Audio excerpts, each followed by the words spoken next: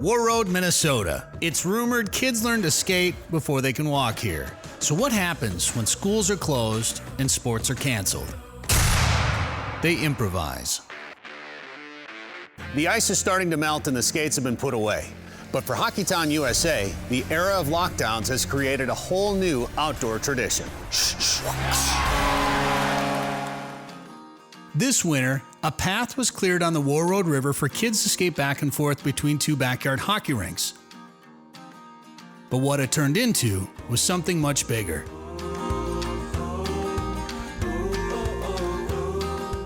It was our neighborhood, yeah, the Riverbend neighborhood.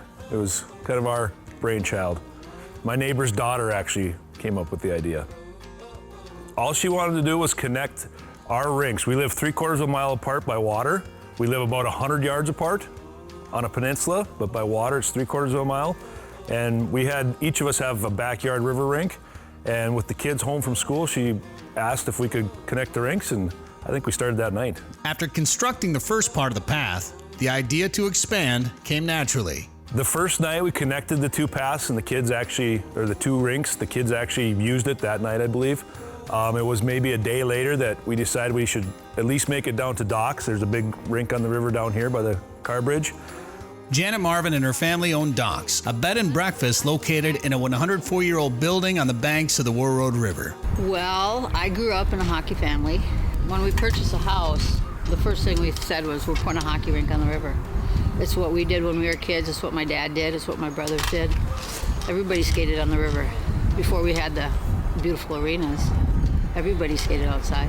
So this was a no-brainer. My dad was Cal Marvin, is Cal Marvin. My niece is Gigi Marvin. My brothers played at North Dakota. My cousins played at North Dakota. Everyone plays hockey. My dad was a founder.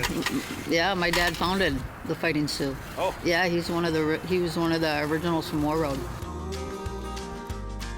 After expanding the path to Docks, the town realized it had created a unique opportunity for outdoor recreation.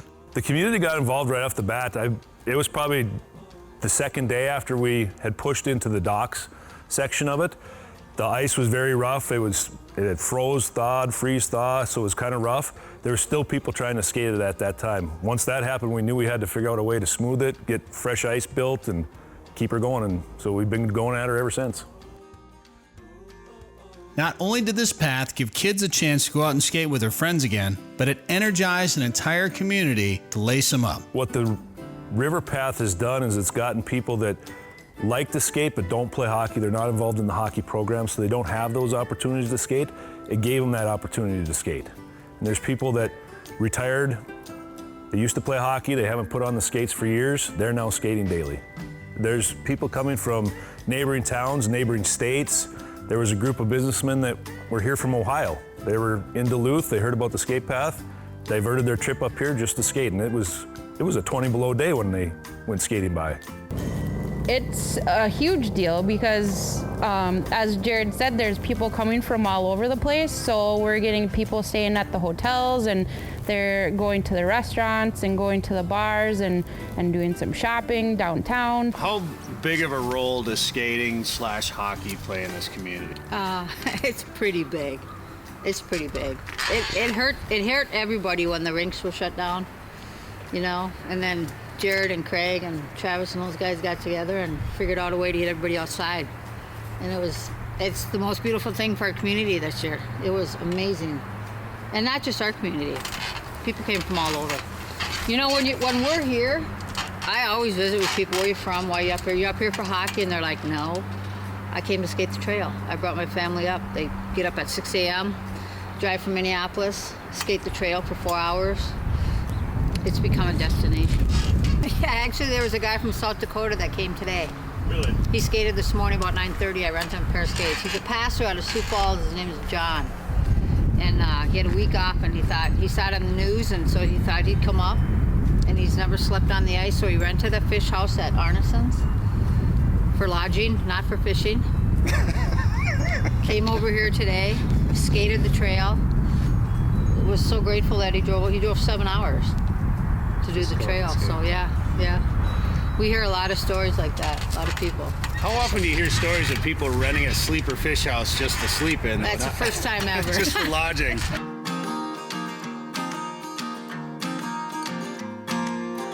The trail grew from its pond hockey roots to include other forms of recreation.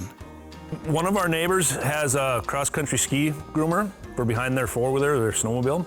So right after we got the path in, we decided we need a cross-country ski path as well. So we did a cross-country ski path that runs parallel to the skate path. There's snowmobilers going on it. We've seen a lot of hikers, snowshoers. There's been a few people out jogging alongside the path where we have it packed down. So it's really brought the community out onto the river. It was free to skate on, but a lot of work and money went into creating and maintaining the path. Right off the bat, when we started doing it, we only were using our ATVs and our Rangers with blades. Well, with the plow blade, it does leave a little bit of a skim of snow, so you don't get that nice, smooth ice rink finish.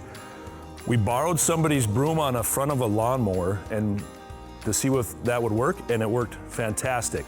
Polaris Industries reached out to us, and they had a broom for a Brutus, which is a side-by-side Ranger, diesel-powered with a PTO shaft. Polaris Industries was gracious enough to loan us that for the whole winter so we could keep this path going. Once word got out on what this path means to the community and how many people were coming here, Ironhide Equipment out of Bemidji, Grand Forks, they loaned us a tool cat with an 84-inch broom as well. So now that we're able to broom the path, it's smooth just like a hockey rink. We can broom it, we can add fresh ice to it and flood it, and it's ready for business the next day.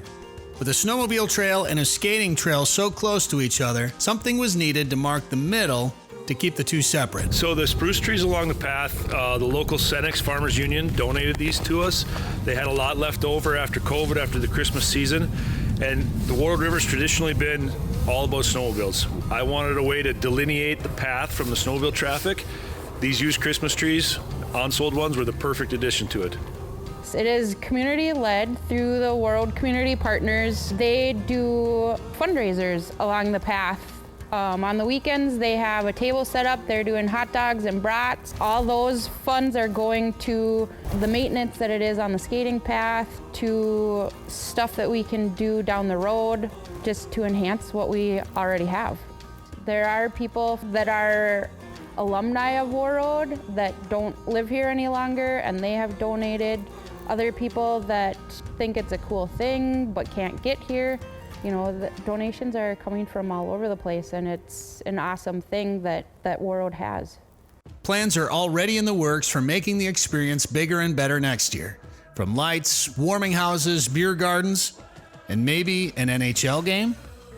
I would like to see that. I mean, we have an airport that can support their jets, so we could do it right here on the river. It'd have to be the Capitals versus the Islanders, so we have the two Warroad boys back.